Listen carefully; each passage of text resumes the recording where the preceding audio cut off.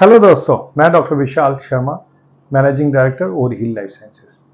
और आज हम बात करने वाले हैं अपने एक नए लेटेस्ट लॉन्च प्रोडक्ट के बारे में, जो कि है ऑप्थोवेट NaCl। ये हमारी ऑप्थेल्मिक रेंज का एक नया प्रोडक्ट है जिसमें कि सोडियम क्लोराइड 5% सोल्यूशन है।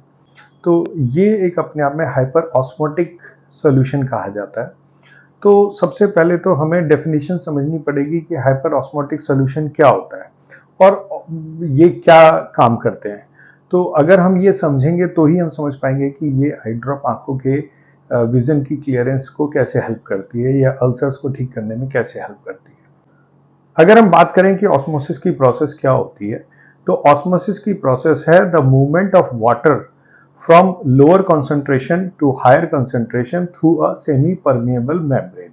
यानी कि अगर एक सेमी परमिएबल मेम्ब्रेन के एक तरफ लो कंसंट्रेशन वाटर हो और एक तरफ हाई कंसंट्रेशन वाला वाटर हो, यानी कि एक जगह पे अगर हम बात करें पानी में 2% नमक मिलाया गया है और दूसरे में 5% या 10% नमक मिलाया गया है, तो धीरे धीरे जो पानी है वो 2% वाटर की तरफ से 5% वाटर की तरफ जाने लगेगा और तब तक जाता रहेगा जब तक कि दोनों का कॉन्सेंट्रेशन सेम नहीं हो जाता है। तो this is the process of osmosis. तो ये ऑस्मोसिस की प्रोसेस इस सोडियम क्लोराइड 5% के सोल्यूशन को हेल्प करती है आंखों के अल्सर्स को ठीक करने में और कॉर्नियल एडिमास को ठीक करने में। तो पहले हमें इसके लिए समझना पड़ेगा कि कॉर्निया में एडिमा होता कैसे है और कॉर्निया में जो अल्सरेशंस होते हैं वो किस तरह से डेवलप होते हैं। तो there are so many reasons, लेकिन जो एक सबसे बड़ा रीजन माना जाता है वो ये माना जाता है कि आंख का जो कॉर्निया होता है, तो आंख के कॉर्निया की दो लेयर होती है।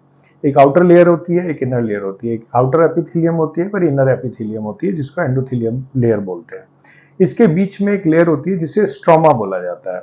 तो स्ट्रोमल लेयर के अंदर जो होता है वो कोलेजन बंडल्स पैक्ड होते हैं और फ्यू केराटोसाइट्स उसके अंदर पैक्ड होते हैं।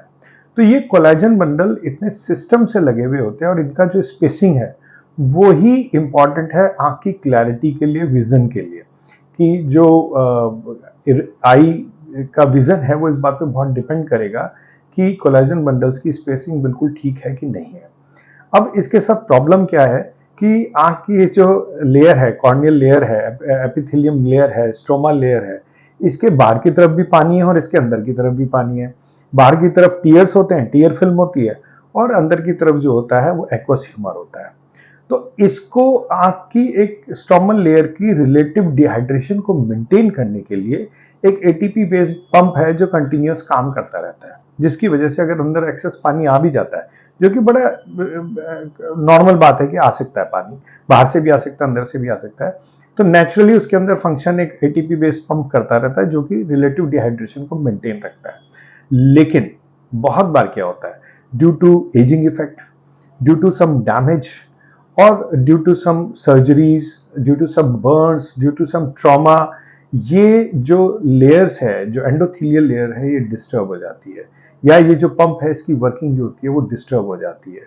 और इसकी वजह से क्या होता है, लेयर्स डीजनरेट करने लगती हैं और वाटर जो है अंदर सीप इन करने लगता है, यानी कि अंदर पानी आना शुरू हो जाता है स्ट्रोमल लेयर में, और जो कोलेजन बंडल्स की स्पेसिंग को डिस्टर्ब कर देता है, जिसकी वजह से अब आप समझ गए होंगे कि क्या होगा, आंखों का विजन जो है वो इम्पेयरमेंट होने लगेगा। दो प्रॉब्लम डेवलप हो जाती है, आंखों का विजन इम्पेयर होने लगेगा, दूसरा कॉर्नियल अल्सर्स डेवलप होने शुरू हो जाते हैं। अल्सर्स कैसे डेवलप होते हैं वो मैं आपको बहुत सिंपल तरीके से समझाऊंगा। मैं एक लेमैन की लैंग्वेज में समझा रहा हूँ, मैं कोई बहुत साइंटिफिक वे में नहीं समझाना चाह रहा हूँ।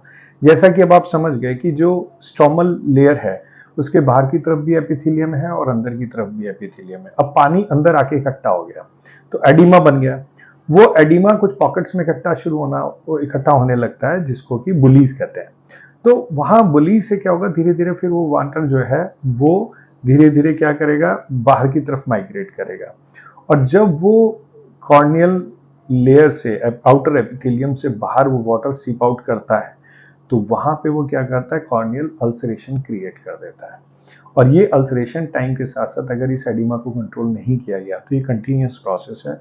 अंदर से एक्वस ह्यूमर से और जगहों से पानी स्ट्रोमा में आता रहेगा, वो धीरे धीरे बुल्ली में कलेक्ट होता रहेगा और फिर उसके बाद बाहर निकल के धीरे धीरे डैमेज करता रहेगा आउटर एपिथेलियम को, और कॉर्नियल अल्सरेशन क्रिएट होते रहेंगे और वो फर्दर डैमेज बढ़ता जाएगा। तो ऐसे में जो ये हाइपर ऑस्मोटिक सोल्यूशन है, ये इसमें बहुत हेल्प करता है, क्योंकि जैसा कि अभी ऑस्मोसिस की प्रोसेस में आपको बताया गया, ये 5% NaCl सोल्यूशन है, तो ये हाइपर ऑस्मोटिक है, और अंदर जो वाटर होता है वो हाइपो ऑस्मोटिक होता है। तो जब ये ड्रॉप्स डाली जाती हैं तो ये ड्रॉप्स अंदर के पानी को बाहर की तरफ नेचुरली खींच लेती हैं। तो एक तो अंदर जो स्ट्रोमल लेयर में एडिमा हो रहा था वो भी रिड्यूस हो जाएगा, और दूसरा क्या होता है कि जो बाहर कॉर्नियल अल्सर्स जब हील होने लगते हैं, तो क्योंकि अब अंदर से वाटर बाहर सीप आउट नहीं हो रहा है उन पॉकेट्स में से, तो फर्दर जो हीलिंग है फास्ट हो जाएगी अल्सरेशन की, और रीअकरेंस नहीं होगी। लेकिन अगर आपने वो आई ड्रॉप्स यूज करना शुरू नहीं किया और अंदर एडिमा हुआ रहा, और आप किसी दूसरे तरीके से कॉर्नियल अल्सर्स को ठीक करने की कोशिश करते रहे, तो वो कभी भी ठीक नहीं होगा। अच्छा, ये सारे जो प्रॉब्लम है ये एजिंग इफेक्ट से ही नहीं होती, ट्रॉमा से ही नहीं होती, सर्जरी से नहीं होती।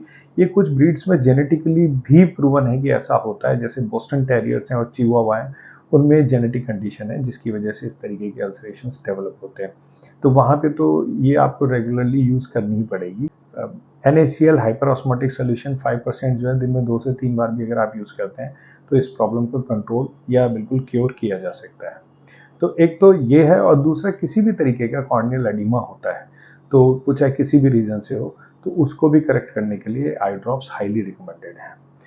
सो इस सारे डिस्क्रिप्शन से आप समझ ही गए होंगे कि कैसे विजन इम्पेयरमेंट हो सकता है अगर कॉर्नियल एडिमा करेक्ट ना हो, और कैसे अल्सरेशन डेवलप होते हैं, और क्यों अल्सर जो डेवलप होते हैं वो रीअकर करते रहते हैं अगर कॉर्नियल एडिमा का ध्यान न रखा जाए।